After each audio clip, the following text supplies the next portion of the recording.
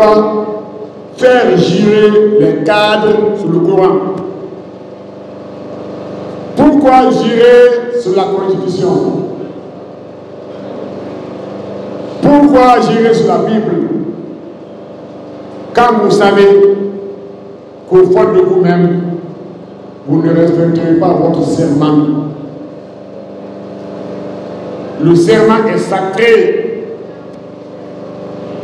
surtout dans nos communautés, dans nos coutumes, dans nos religions. Jurer sur le Coran, c'est gravissime, surtout lorsque vous ne respectez pas votre serment. C'est un peu tout ce phénomène que je trouve aujourd'hui. Je suis d'habitude très optimiste, mais aujourd'hui je suis très peiné pour l'avenir de la Guinée.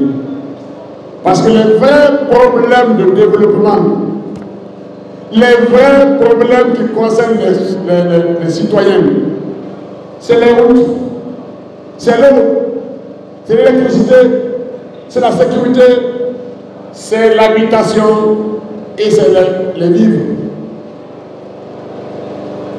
Jusqu'à présent, les inondations sont en train de créer des sinistrés dans le pays. À part les déclarations, aucune disposition concrète. C'est dommage, c'est malheureux. Nous invitons le président Mamadi Doumbouya nous lui demandons humblement de prendre le courage, il a dit que ça ne tremblera pas, de dire si oui ou non il est candidat. Comme ça on verra bien ce qui va se passer. S'il est candidat, ce n'est pas la peine de faire des élections, parce qu'on ne peut pas nommer les chefs de quartier, nommer les communes, nommer les gouverneurs, nommer les sous-préfets. C'est eux qui organisent les élections et vous êtes candidat.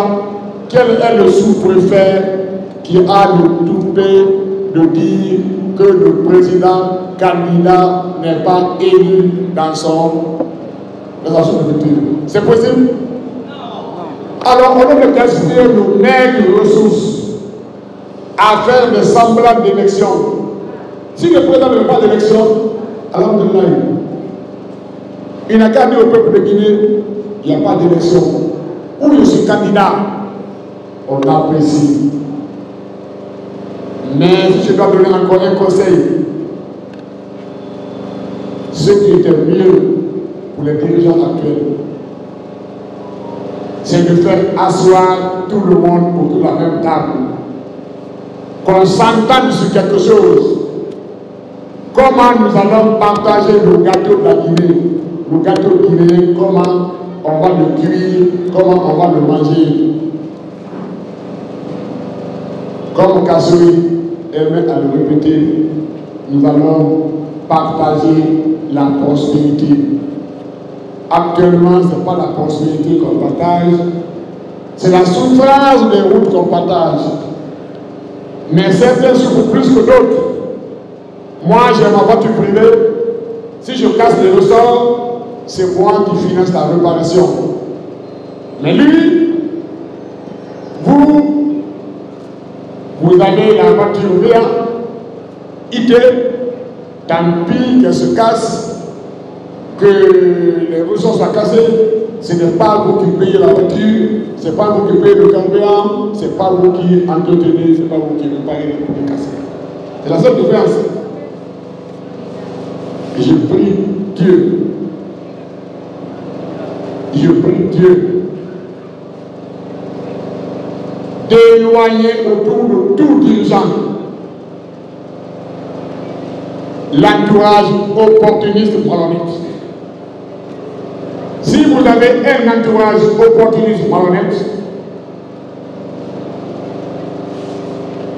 à court de vous entraîner à petits pas, vous allez vous retrouver dans des problèmes sans le vouloir. l'entourage est dangereux. Il faut souhaiter avoir un entourage honnête. Je prie Dieu donc que nos dirigeants reviennent à la raison et qu'ils prennent en compte les vrais problèmes, les problèmes qui nous intéressent. Ce n'est pas l'accueil du président qui vient la nuit, qui vient le jour, qui vient sous la pluie, il est chez lui, il est la bienvenue, il n'y a pas de problème. Mais ce qui nous intéresse, c'est comment manger 3 repas par jour. Comment nos enfants peuvent étudier correctement. Comment les jeunes peuvent ne pas être sur le toit de véhicule. Comment les jeunes peuvent avoir un emploi digne. Comment les routes peuvent être reparées. Voilà ce que nous demandons. Nous espérons bien qu'il va entendre et que ça va être suivi. Et voilà le message que j'avais à vous véhiculer aujourd'hui au nom du président Cellou Dalein Diallo qui est actuellement en mission aux États-Unis. Il vient d'être invité par une fondation internationale pour la paix et il doit donc délivrer un meeting, une conférence, une communication le 23 septembre 2024.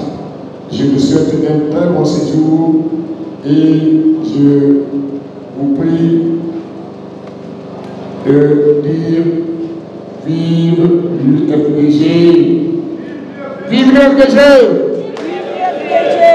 Vive la presse. Vive le président Cellou Dalein Diallo. Je vous remercie.